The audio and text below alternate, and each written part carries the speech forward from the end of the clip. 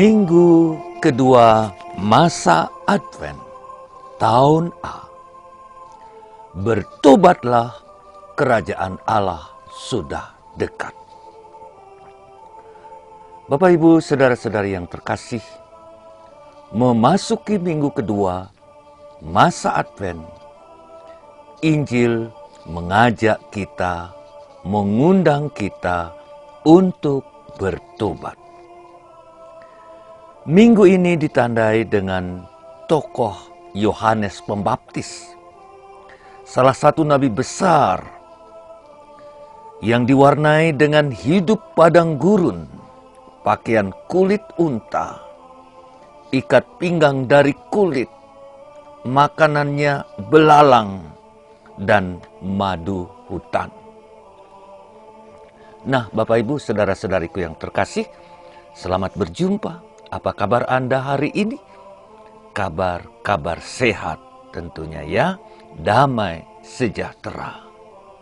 Nah, kita memasuki padang gurun rohani kita bersama Yohanes Pembaptis.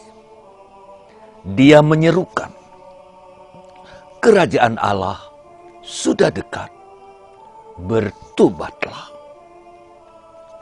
Pesan kenabiannya sangat keras bagi para pendosa.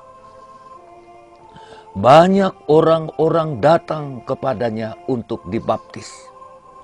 Juga orang-orang Farisi dan Saduki datang kepada Yohanes untuk dibaptis. Kepada mereka, Yohanes berkata dengan keras, meski mereka minta dibaptis, hati mereka belum bersih sepenuhnya. Masih sulit menjalankan perintah dan kehendak Tuhan. Masih ada kesombongan. Yohanes menegur mereka, siapa yang mengatakan kepadamu bahwa kamu dapat lolos dari murka yang akan datang? Bapak, Ibu, saudari-saudari yang terkasih, tidak cukup dibaptis dalam air, tapi masih harus menghasilkan buah yang mengungkapkan pertobatan. Ini mengingatkan kita dan mewajibkan kita bahwa pertobatan bukan hanya pemenuhan ritus-ritus, upacara-upacara. Namun yang lebih penting, adanya transformasi perubahan yang mendalam dalam pribadi kita. Kita harus mentaati Allah dan menjalankan kehendak-Nya. Sesungguhnya, pertobatan yang sejati, setia, taat kepada Allah dalam kasih. Bapak, Ibu, saudara-saudari yang terkasih, mengapa kita sulit mewujudkan pertobatan? Karena kita terlalu lekat dengan diri kita sendiri, dengan kehendak dan kemauan pribadi kita sendiri. Kita kurang membuka hati. Dan kepada orang-orang Farisi dan Saduki, Yohanes menegur dengan keras. Jangan kamu katakan Abraham bapa kami. Lihat, kepada semua orang, kapak sudah siap. Semua pohon yang tidak menghasilkan buah yang baik akan ditebang dan dibuang ke dalam api. Semoga dengan mendengarkan kata-kata ini, pesan ini, membangkitkan dalam diri kita kerinduan untuk pertobatan. Artinya siap menjalankan kehendak Tuhan dan menjauhkan diri dari keinginan pribadi yang kuat. Yohanes katakan, Dia yang akan datang jauh lebih besar. Aku membaptismu dalam air untuk mengantar kalian pada pertobatan. Dia yang datang setelahku jauh lebih kuat, jauh lebih hebat. Aku tidak layak. Dia yang akan membaptismu dalam Roh Kudus dan dalam api. Dialah Mesias yang akan datang. Dan dia datang sebagai hakim, menghakimi semua orang.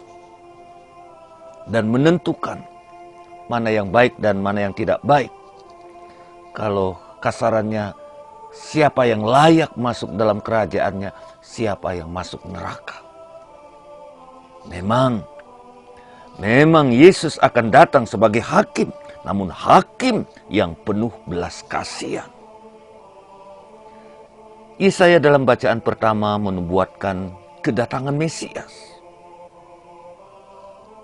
Akar Jese, tentu saja keluarga Daud. Sebuah tunas akan keluar dari tunggul Isai dan taruk yang akan tumbuh dari pangkalnya akan berbuah. Roh Tuhan akan ada padanya, roh hikmat dan pengertian. Nah, Bapak Ibu saudara-saudari yang terkasih, karya keselamatan yang luar biasa, khususnya bagi orang kecil dan tertindas. Tuhan akan mengadili orang-orang kecil dengan adil dan seadil-adilnya. Mesias ini adalah seorang pembebas kita. Dan karya ini terpenuhi dalam Yesus Sang Raja Damai. Ungkapan yang luar biasa yang menandai kedatangan Tuhan Yesus di dunia ini. Yesaya katakan serigala akan hidup bersama domba, harimau berbaring bersama kambing, lembu makan bersama-sama anak harimau. Ungkapan hidup yang berdampingan, tiada lagi permusuhan, yang ada damai. Nah, Bapak Ibu saudara-saudariku yang terkasih, kedatangan Yesus untuk membawa rekonsiliasi, perdamaian bagi manusia. Rekonsiliasi dengan Allah dan rekonsiliasi antara manusia. Penglihatan Yesaya ini memenuhi hati kita dengan pengharapan dan sukacita yang besar. Nah, dari Paulus dalam bacaan kedua, dia mengatakan, Yesus datang ke dunia membuat dirinya menjadi seorang hamba orang-orang Yahudi. Dia adalah keselamatan bagi umat manusia. Dia dipenuhi Roh Kudus. Semoga masa-masa penantian ini memberikan pengharapan kepada kita bahwa Kristus datang menyelamatkan kita semua.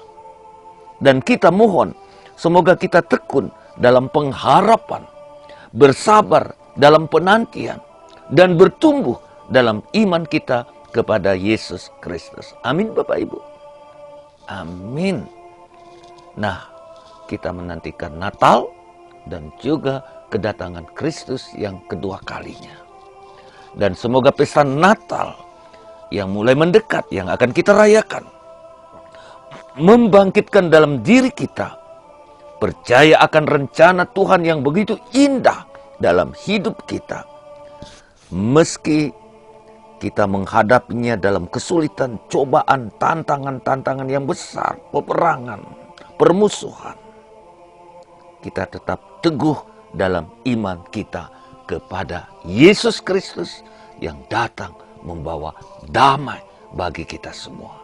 Nah, silakan membaca, merenungkannya, berdoa, dan semoga bersama-sama kita berjalan di padang gurun ini dengan penuh keyakinan Tuhan menuntun kita. Amin. Amin. Salam Pater Agus Inyoman Murtike, SPD Domus Orationis Arnoldi, Batu. Tuhan memberkati kita semua. Amin.